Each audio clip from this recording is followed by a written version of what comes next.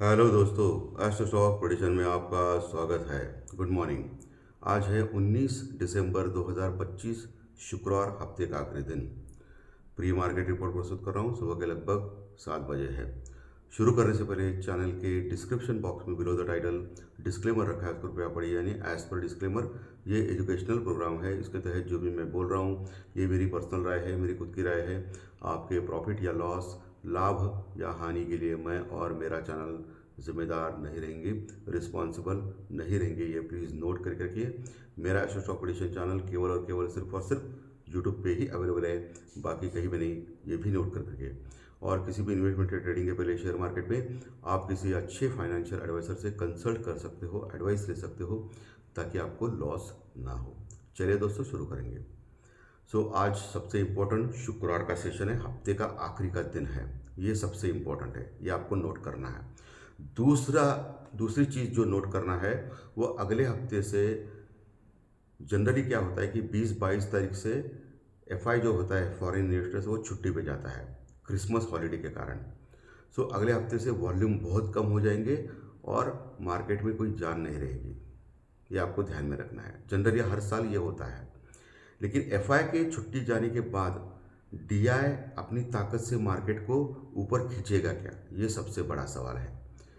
क्योंकि कुछ 2-4 दिनों से डीआई की जो बाइंग थी वो कमज़ोर पड़ रही थी, लेकिन कल के सत्र में, बीते हुए कल के सत्र में डीआई ने अच्छा खासा बाइंग किया। लगभग 2700 करोड़ का माल डीआई ने बाई किया। बढ़िया बाई किया डीआई ने कल, डोमेस्टिक इन्वेस्टर, म्यूचुअल फंड वाले, हमारे लोगों ने। और एफआई ने भी लगातार दूसरे दिन बाइंग की 600-700 करोड़ की कैश में। यानी दोनों ने मिलके, एफआई डीआई ने दोनों ने मिलके बाइंग की है कल के सत्र में। लेकिन ये कैश में बोल रहा हूँ मैं। इंडेक्स में, इंडेक्स फ्यूचर ऑप्शन में तो आपको पता है कि एफआई कंटिन्यूस सेलिंग मोड में है, लेकिन कल इतना कुछ सेल नहीं हुआ है। कल के आंकड़े ठीक ठाक है, इतने खराब नहीं है। इसके बावजूद भी FI foreign investors index future में अभी भी 9-10% लॉन्ग पोजीशन और लगभग 90-91% शॉर्ट पोजीशन बनाए हुई है। उसमें कोई फर्क नहीं पड़ा है, अप्रोक्सीमेटली मैं बोल रहा हूँ। जब तक ये शॉर्ट्स कवर नहीं होते हैं तब तक मार्केट ऊपर नहीं जाएगा।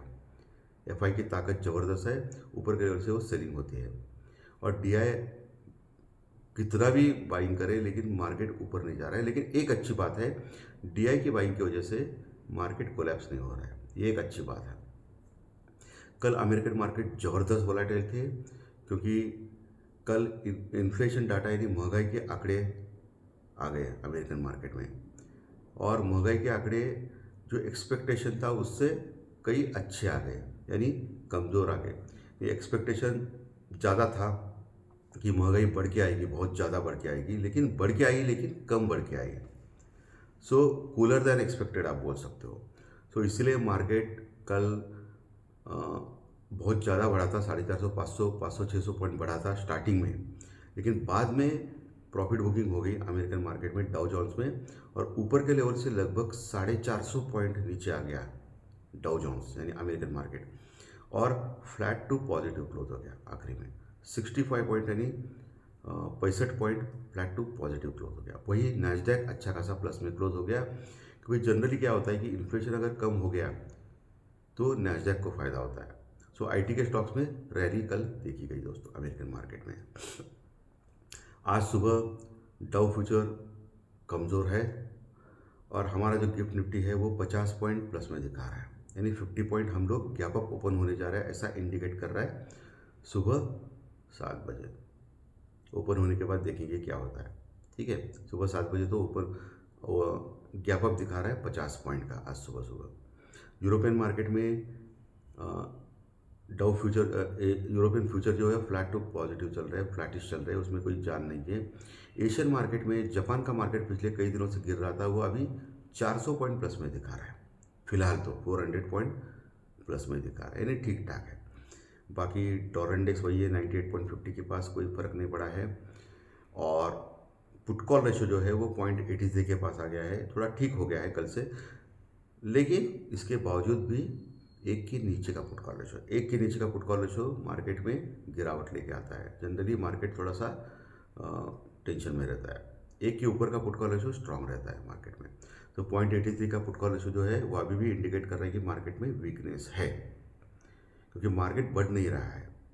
ओके, मार्केट दिन में तो ऊपर जाता है लेकिन फिर नीचे आके फ्लैटिश क्लोज होता है, या नीचे जाता है फिर नीचे से बाउंस बैक करता है। मैंने आपको क्लियरली बोला था कि मार्केट दोनों साइड का है, एक तो इम्पॉर्टेंट सपोर्ट से बाउंस बैक करता है और ऊपर के लेवल रेजिस्टेंस रिकॉर्ड लेवल से सेल होता है।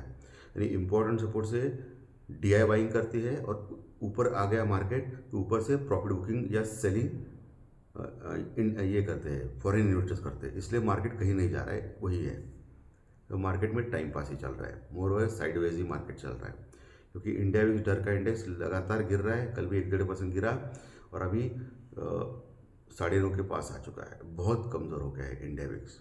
ओके, तो आपको चीज़ को ध्यान में रखना है। ब्रेंट क्रूड ऑयल अभी वही है, $59-60 के आसपास टाइम पास चल रहा है, लेकिन $60 के आसपास का ब्रेंट क्रूड ऑयल हमारी इकोनॉमी के लिए अच्छा होता है, क्योंकि हमको कम पैसे देने पड़ते हैं। सो डॉलर हमारा इंडियन रुपीज़ भी कमज़ोर हो गया तो भी इतना कुछ ख़राब नहीं है, क्योंकि ब्रेंट क्रूड ऑयल भी कमज़ोर हो गया है।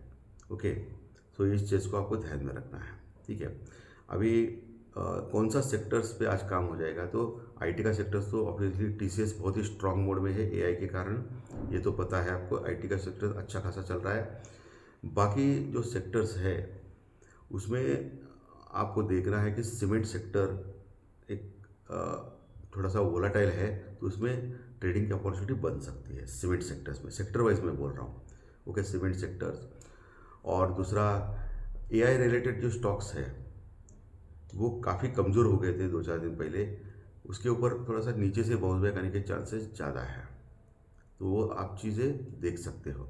लेकिन जो भी आपको ट्रेड करना है आपके फाइनेंशियल एडवाइजर से कंसल्ट करके करें, ताकि आपको लॉस ना हो, ये भी सबसे इम्पोर्टेंट चीज़ है, ठीक है। ये एक अच्छा है।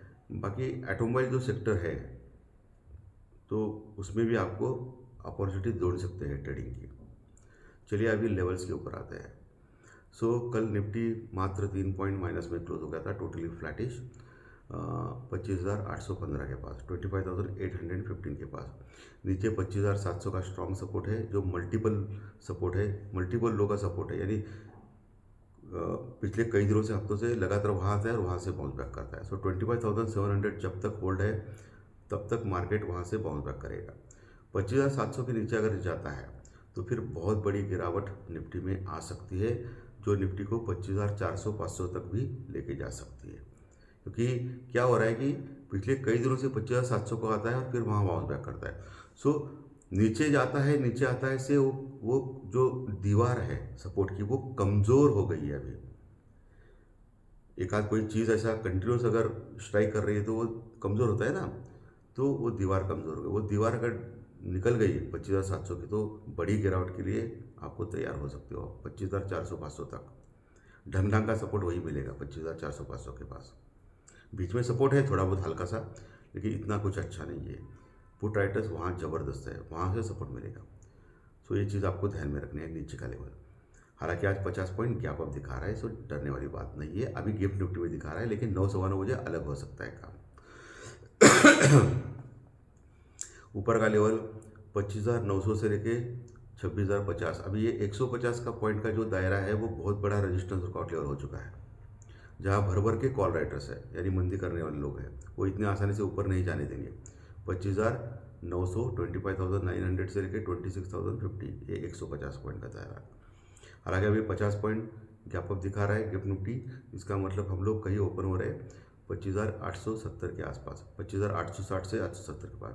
तो ऐसे में आपको देखना है 25,900 का लेवल पार करता है नहीं। 900 का लेवल पार किया, सस्टेन किया तो 950 अगला टारगेट, उसके ऊपर पार किया तो 26,050 टारगेट। लेकिन वहाँ कॉल राइटर्स है, वहाँ फिर से 26,050 से नीचे आने का खतरा है। लेकिन 26,050 के ऊपर अगर निकलता है तो एक बड़ी तेज़ी निफ्टी में आ सकती है शॉर्ट कवरिंग रैली की, ये आपको ध्यान में रखना है, ठीक है। 26,050 के ऊपर निकल गया तो। और वही बैंक निफ्टी कल के सत्र में वो भी टोटली फ्लैटिश क्लोज हो गया, मात्र 13-15 पॉइंट माइनस में क्लोज हो गया, और वो क्लोज हो गया 58,900 के ऊपर, हल्का सा 9 से 10-15 के आसपास, 58,900 के ऊपर क्लोज हो गया था। सो नीचे 58,800 के पास एक थोड़ा सा सपोर्ट है, अच्छा खासा सपोर्ट 58,500-600, 58,500-600 के पास है, जहाँ अच्छी पुट राइटिंग है। 58,500 यानी 58,500 के नीचे अगर जाता है तो बड़ी गिरावट के लिए बैंक निफ्टी तैयार हो सकता है। और ऊपर का लेवल 59,200, ये 200 पॉइंट का दायरा एक रेजिस्टेंस वर्कआउट का लेवल हो सकता है आज के लिए बैंक निफ्टी में 59,000, 59,200। उसके ऊपर निकल गया तो 59,500, 600, 59,500, 600 एक रेजिस्टेंस वर्कआउट लेवल हो सकती है बैंक निफ्टी में आज के सत्र में। वहाँ फिर से अटक सकता है, फिर नीचे आ सकता है, ये आपको ध्यान में रखना है। ठीक है, लेवल सपोर्ट रेट तो मैंने क्लियर कट बोले हैं। बाकी कुछ इतना कोई भी न्यूज़ नहीं है आज जो मुझे दिखाई दे रहा है। उसमें न्यूज़ है सिर्फ इन्फ्लेशन यानी महंगाई के आंकड़े थे अमेरिकन में, और उसके ऊपर वो फ्लैटिश चल रहा है मार्केट। ठीक है, तो धन्यवाद दोस्तों। आज का विषय अच्छा लगा तो लाइक दबाइए, कमेंट बॉक्स में कमेंट लिखिए, और जो नए दर्शक पहली बार चैनल करें वो सब्सक्राइब का बटन जरूर दबाएं ताकि आपको आने वाले सभी वीडियो इसी चैनल के ऊपर सिर्फ और सिर्फ यूट्यूब पर जरूर देखने को मिले। Thank you very much.